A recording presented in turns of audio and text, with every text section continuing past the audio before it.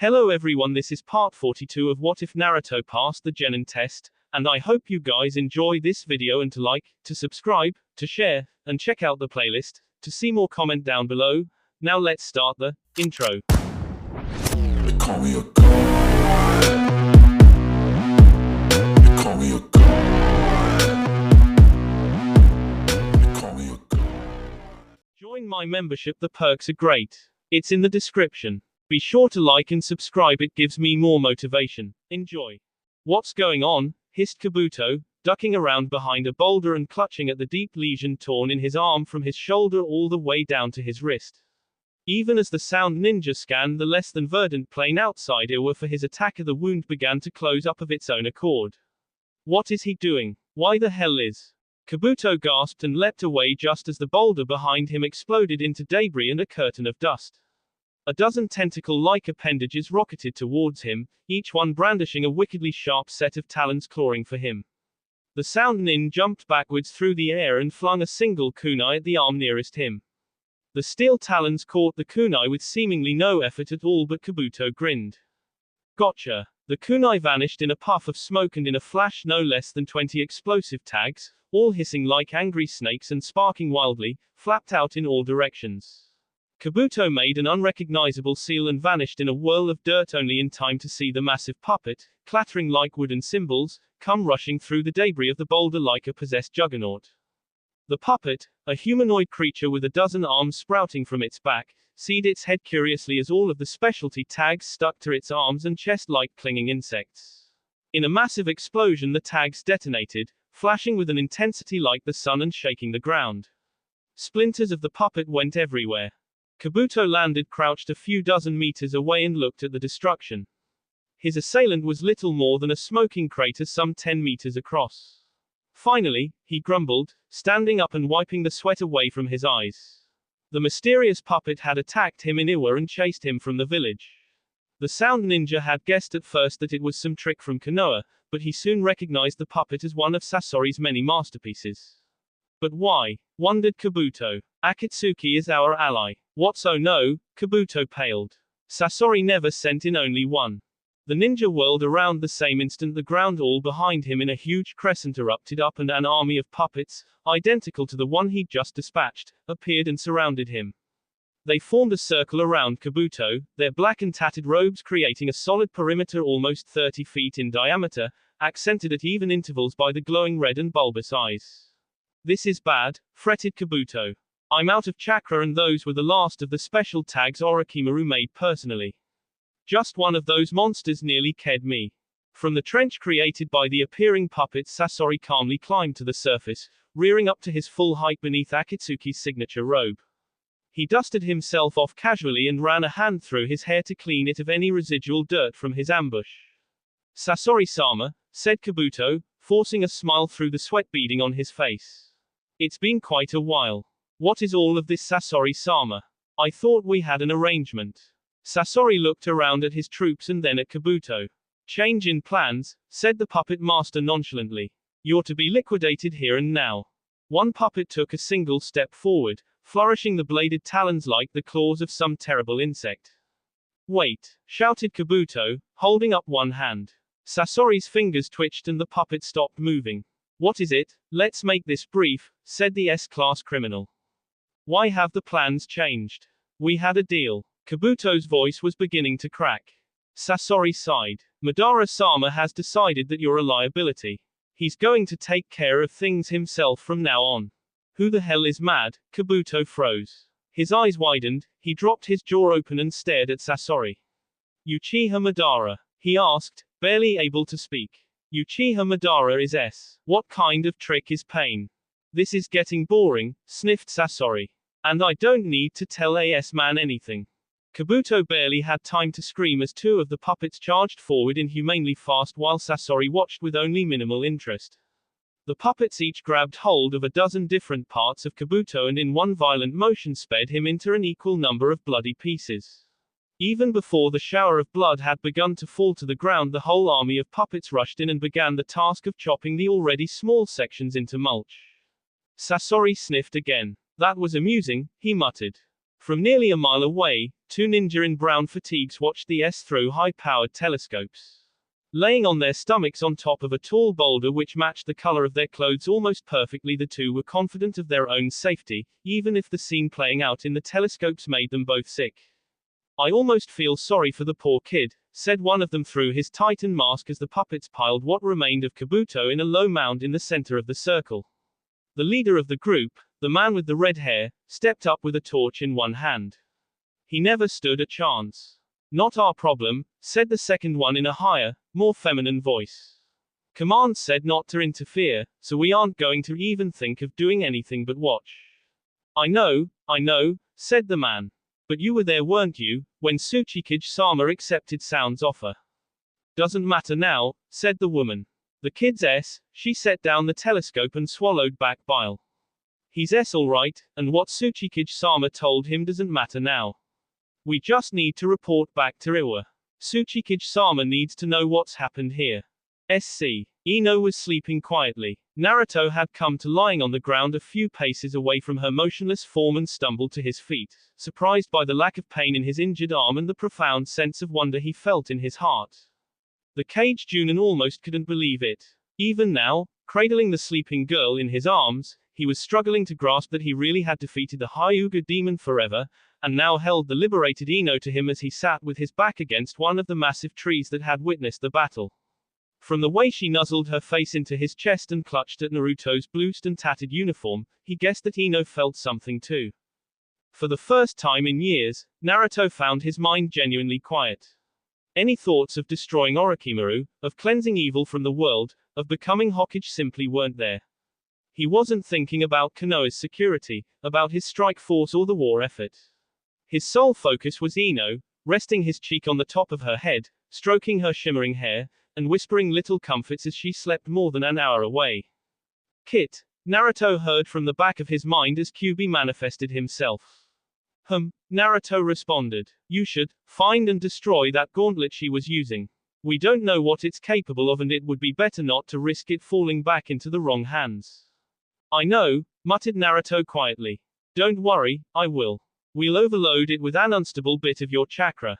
That should do the trick. The boy's voice was very low and smooth. Kyuubi didn't speak for a moment, but he remained at the forefront of Naruto's consciousness. Kit, he said after a brief pause, a strangely reserved tone coloring his words.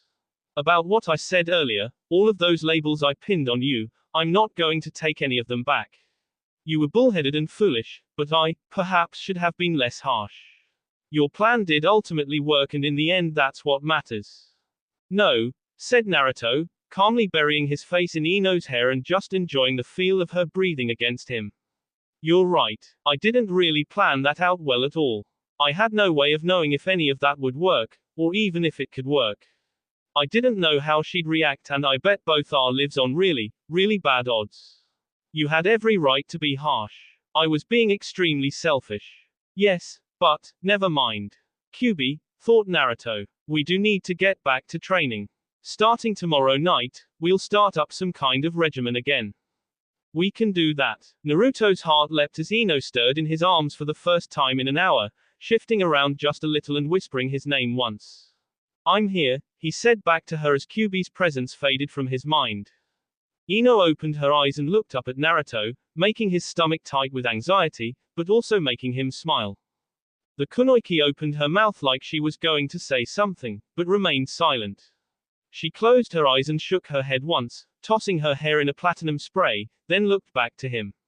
Naruto, she whispered, her voice tight with joy and her eyes welling up with tears. She grabbed tightly onto his uniform and buried herself against him, crying into his shirt as he curled up around her. That was so stupid of you, she whispered, pulling herself up to kiss his en cheek. You shouldn't have risked it. You could have gotten yourself killed or worse. Naruto laughed once, a tired, but genuine laugh as he held her to him.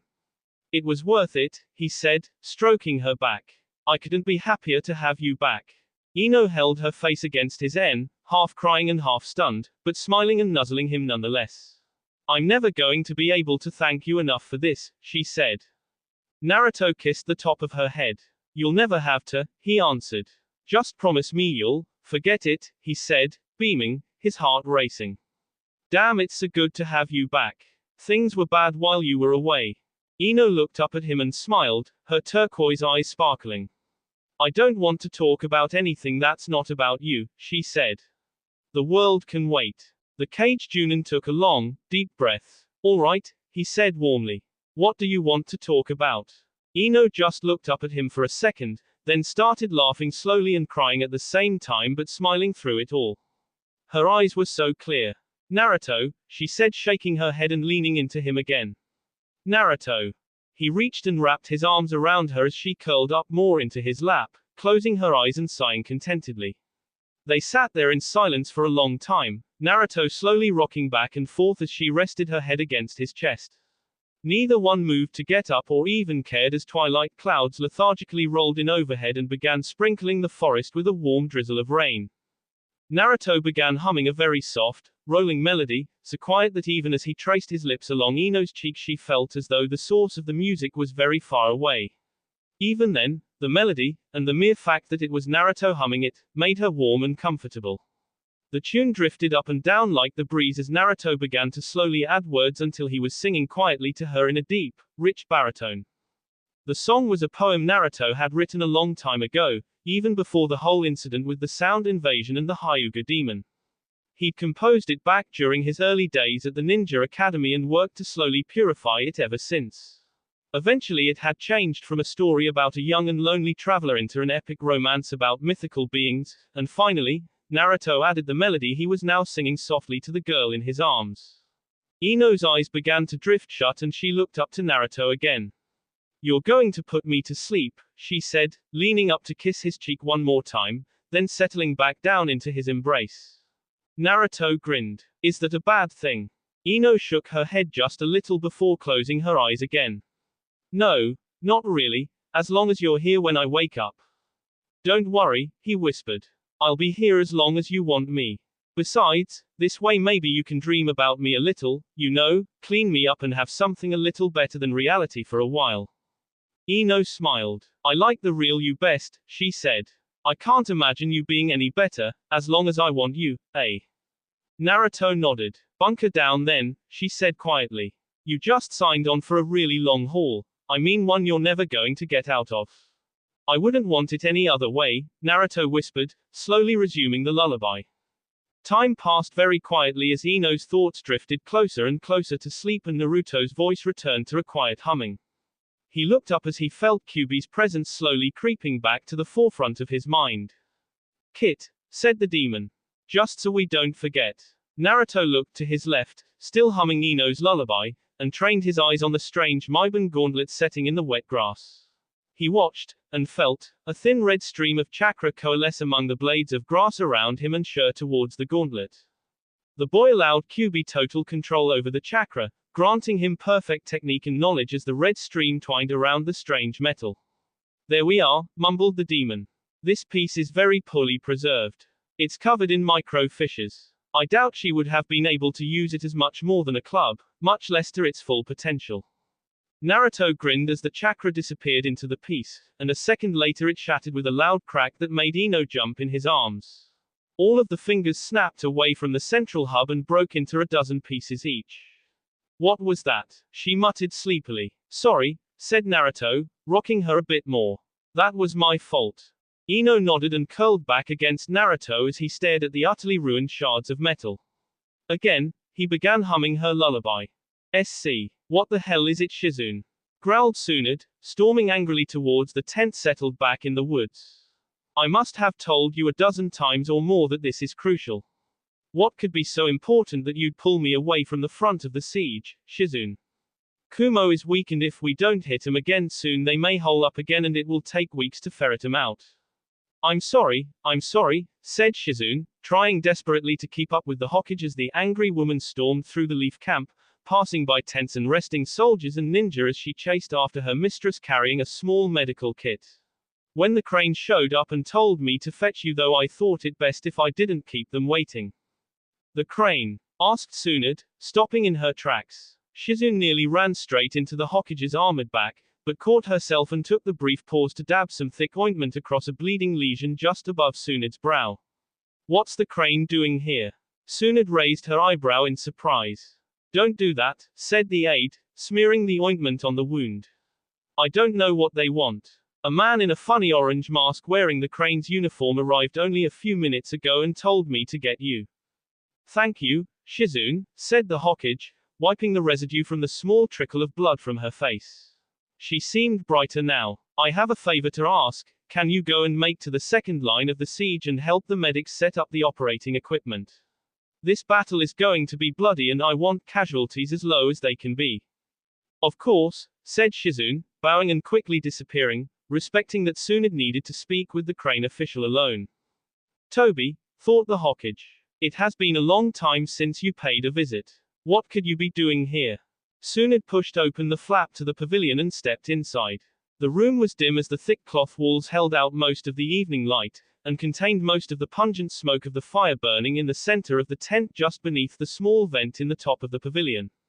Next to the fire stood a tall man with an orange mask and baggy indistinct black clothes. The red, jagged lines spiking across his loose-fitting uniform almost seemed to shift in the dancing firelight. Sunad-sama, said Toby, turning to the Hokage and bowing low. It is good to see you again.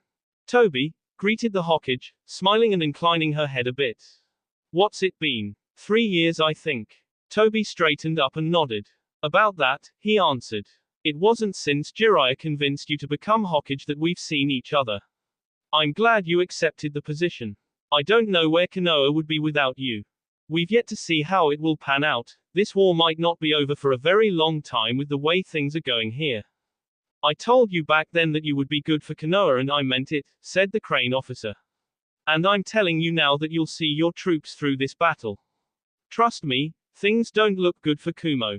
What's the news, Toby? She asked, trying hard not to sound too rude.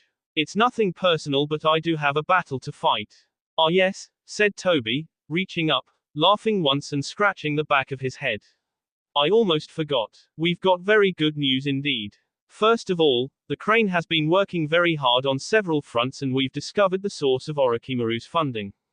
It was coming from a secretive group of S-class ninja called Akatsuki. Akatsuki. Sunad almost gasped. How did you find out about this? Konoha has been having trouble with them for years. Yes, if memory serves you, Uchiha Itachi is part of that organization and he paid Konoha a visit 3 years ago, said the mercenary. It was actually Itachi's partner Kisame who tipped us off. But nonetheless, I personally with Akatsuki's leader, a man named Pain, and convinced him to cut off his support of Oto since the Sound was losing the war and it wouldn't look good to Konoha if Akatsuki supported Oto so heavily. Orochimaru's finances are officially frozen. On top of that, we sent 2 of our lead assassins to eliminate Kaguya Kimimaro and Kabuto. Both missions were a complete success. A wide grin broke across Sunad's face and she crossed her arms, causing the metal plates of the Hokage's custom armor to clank quietly. Wonderful, she said. This ought to put pressure on that bastard. Toby, thank you very much. I'm not sure how Konoha is ever going to repay the crane for everything it has done for us. It's our job, said Toby. We've been hired to harass Orochimaru by both Konoha and an independent contractor. We're just ninja doing what we're paid to do. Even so, said the Hokage, after this is all over I'll see to it that you and your organization are well compensated. We can deal with Akatsuki after we're done with Orochimaru, but for now, I need to oversee Kumo's siege. We're preparing to assault the village again and with any luck we'll break through this time. Toby stepped towards the door and pulled his black hood up over his head.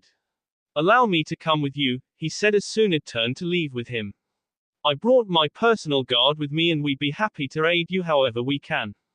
Sunad smiled again. If you're sure you don't have other duties to attend to, she said. I would appreciate the help.